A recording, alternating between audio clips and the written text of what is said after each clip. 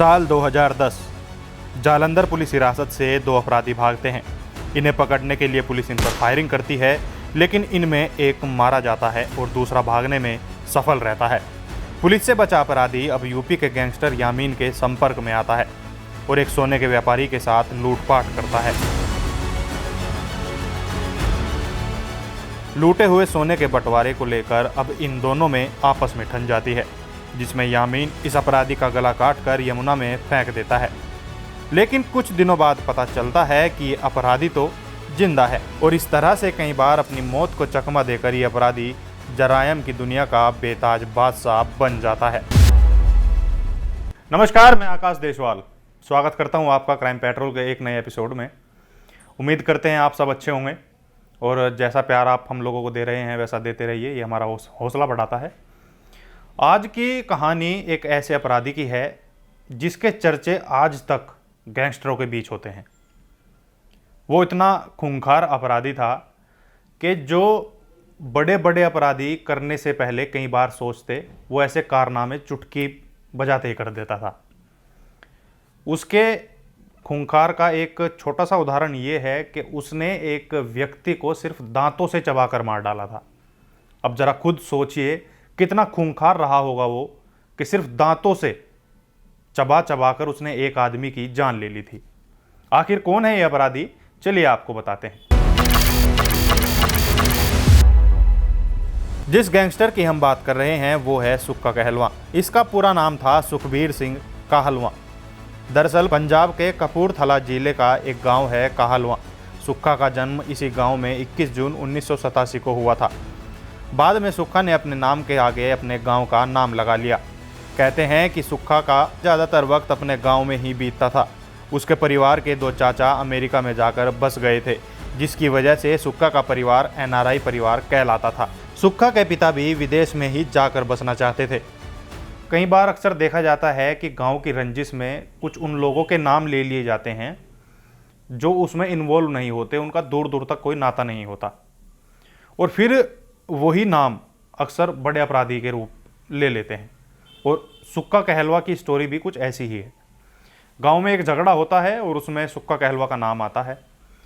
अब जब पासपोर्ट बनने की प्रोसेस चल रही थी तो माँ बाप का पासपोर्ट बन जाता है और सुक्का कहलवां का उस झगड़े को लेकर जो पुलिस तफ्तीश करती है उसमें वो कहीं ना कहीं वो झगड़ा रोड़ा बनता है और उसका पासपोर्ट नहीं बनता। अब सपने बड़े थे तो माँ बाप को लगा कि ये मौका पहली बार मिला है, बहुत मुश्किल से मिला है, तो उन्होंने सुक्का को उसी गांव में उनकी अपनी मौसी के पास छोड़ा और वो अमेरिका निकल गया। सुक्का इतना आहत हुआ कि उसने अपनी ज़िंदगी की सड़क बदल दी। जहां कभी गांव के सीधे साधे लड़कों में उसका नाम आता था, तो अब वहीं उसका नाम लूटपाट जैसे अपराधों की लिस्ट में आने लगा। देखते ही देखते उसने नए ज़माने की कारगर चीज़ सोशल मीडिया को अपना हथियार बनाया। वो सोशल मीडिया पर बहुत एक्टिव रहता था। खास तौर पर जब उसकी फ़ोटो गन के साथ होती थी तो उसे ज़बरदस्त लाइक मिलते थे। इसी वजह से इसको बाद में ये भी कहा जाने लगा कि ये ऐसा गैंगस्टर है जिसने पंजाब में गन कल्चर को ग्लैमराइज किया। लेकिन कहते हैं कि ज़िंदगी हर किसी को बदलने का मौका देती है, और इसके साथ भी ऐसा ही हुआ। ज़िंदगी ने इसे मौका दिया एक प्यार के रूप में। जब ये 21 साल का था तो एक रिजॉर्ट मालिक की लड़की से इसे प्यार हो जाता है, जिससे बाद में ये दोनों शादी करते हैं। और शादी करने के बाद ये किसी तरह से अपना पासपोर्ट बनवाकर ऑस्ट्रेलिया चला जाता है। लेकिन नियति को कुछ और ही मंजूर था। नियति को ये शादी रास नहीं आई और इन दोनों के घर के काम को लेकर झगड़े रहने लगे, क्योंकि इसकी पत्नी बाहर काम करती थी और ये घर पर अकेला पड़ा रहता था। अब अक्सर देखा जाता है अगर लड़की कुछ काम कर रही हो और लड़का कुछ ना काम करे तो वो थोड़ा नेगेटिव इम्पैक्ट डालती है और इससे घर में अनबन होने लगती है।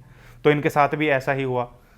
और जब लड़ाई बढ़ने लगी तो सुक्का ने सोचा कि क्यों ना इस लड़ाई से थोड़ा सा दूरी बनाई जाए, तो वो अपना पंजाब ऑस्ट्रेलिया से वापस आता है।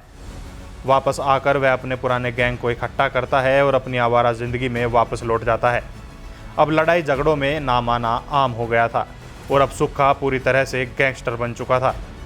चोरी लूटपाट जैसी घटनाओं में वो कई बार जेल गया, लेकिन वो फिर इस दलदल में ऐसा फंसता चला गया कि उसने पीछे मुड़कर नहीं देखा। अब इन सब कारनामों के बीच उसकी पत्नी उससे तलाक भी ले लेती है। 2 फरवरी 2010 ये वो समय था जब सुक्का, विक्की गोंडर, प्रेमा लाहौरिया और लवली बाबा इन सभी गैंगस्टरों के साथ मिलकर काम करता था। लेकिन सुक्का को एक गलतफहमी हो जाती है, और वो गलतफहमी थी कि जो लवली बाबा है वो कहीं ना कहीं उसे उनके साथियों के खिलाफ चढ़ा रहा है, भड़का रहा है। तो अब ये चीज़ें सुक्का को खटकती हैं, जिससे वो लवली बाबा की हत्या कर देता है। अब हत्या करने के बाद से ही विक्की गोंडर और प्रेमा लाहौरिया, इन दोनों को सुक्का खटकने लगता है। अक्टूबर 2010 को सुक्का जालंधर पुलिस की हिरासत से फरार होता है और पुलिस उसका पीछा करने के दौरान उसे गोली मारती है, जिसमें वो बच जाता है। इसके बाद राजस्थान में भी सुक्का पुलिस मुठभेड़ में मौत को चकमा देकर फरार हो गया। हालांकि इस मुठभेड़ में उसका साथी मारा गया। इसके बाद सुक्का ने यूपी के एक गैंगस्टर यामीन के साथ मिलकर लाखों का सोना लूटा। लूट के माल के बंटवारे के दौरान यामीन और सुक्का के बीच जमकर झगड़ा होता है। लिहाजा यामीन ने अपने साथियों के साथ मिलकर सुक्का का गला रेत दिया और ये समझकर उसे यमुना में फेंक दिया कि शायद अब वो मर गया होगा। लेकिन उसका नसीब अच्छा था और लिहाजा इस बार भी सुक्का ने मौत को मात दे दी। अब धीरे धीरे समय बीतता है तो 2013 में सुक्का एक प्रधान होते हैं सुदर्शन ढिल्लो, उनकी हत्या कर देता है, जिसके बाद से इसकी गुनाहों की फेहरिस्त बहुत तेज़ी से बढ़ने लगती है और देखते ही देखते हत्या, लूटपाट जैसे कई मामले, 60 से अधिक मामले पुलिस के रिकॉर्ड में दर्ज हो जाते हैं।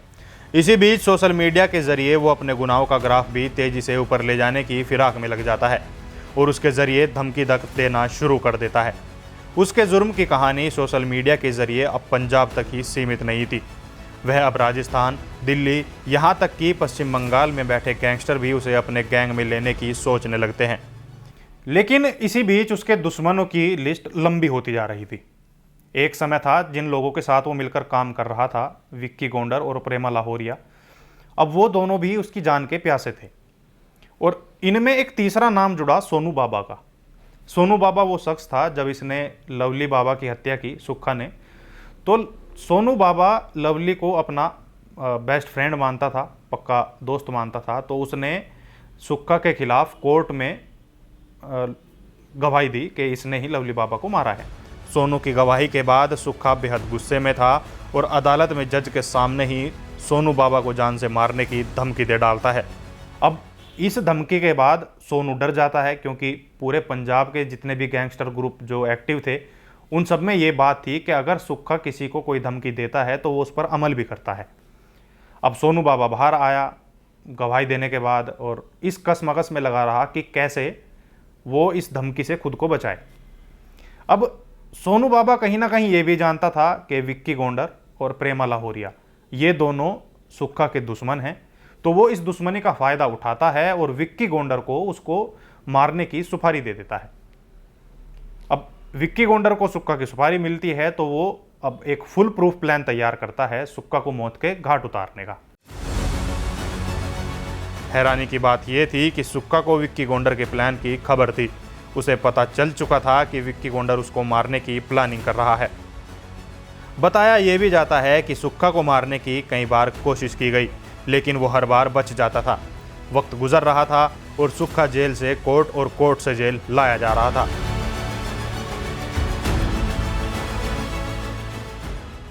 अब दिन आता है 21 जनवरी 2015 का।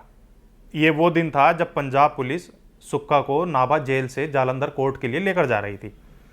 अब इसी दौरान पुलिस वैन का पीछा करती हैं 2 लग्जरी गाड़ियां, और जैसे ही वो लग्जरी गाड़ियां उनके पास आती हैं तो वो पुलिस वालों को घेर कर उनके हथियार छीनते हैं और उनको पुलिस वालों को साइड कर देते हैं। इन 2 गाड़ियों में करीब 15 के आसपास लोग होंगे जो सभी पुलिस को साइड करते हैं, और पुलिस को साइड करने के बाद वैन में अंदर घुसकर सुक्का पर ताबड़तोड़ एक के बाद एक 60 राउंड गोलियां सुक्का के ऊपर चलाते हैं।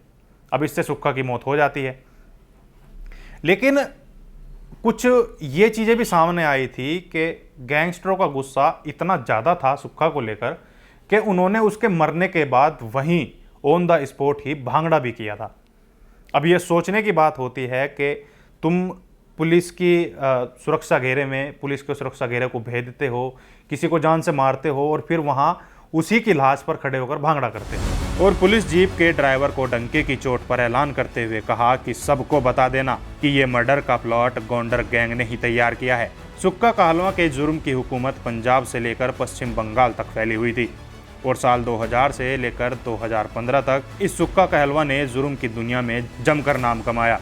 उसकी पहचान एक शार्प शूटर की थी, लेकिन उसके खिलाफ हत्या, डकैती और गैंगवार समेत 60 से ज़्यादा आपराधिक मामले दर्ज थे। कहते हैं कि जिंदगी हर किसी को दूसरा मौका नहीं देती, लेकिन सुक्का को जिंदगी ने दूसरा मौका भी दिया और अगर वो उस मौके का फ़ायदा अच्छे से उठा लेता तो शायद सुक्का का इतना बुरा अंत नहीं होता।